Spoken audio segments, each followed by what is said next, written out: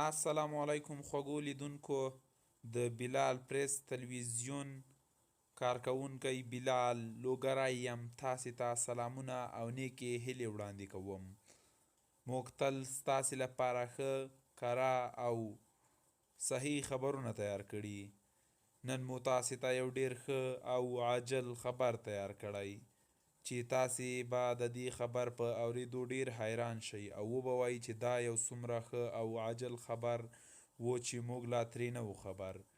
د افغانستان او هند د سفارتونو ترمنځ لوبه وشوه چې د هند د ملي ټیم لوبغاړي هم پکې موجود ول او د افغانستان هم ښه تکړه تکړه لوبغاړي موجود ول چې هند توپ اچونه وګټله او افغانستان ته یې 209 منډې هدف ورکړه په شل اوریزو لوبو کې او افغانستان بیرته په 204 منډو کې ختم شول. لوبه یې ونه ګټله خو د افغانستان یو لوبغاړی چې ډیر ښه وځلید 127 منډې ترسره کړې.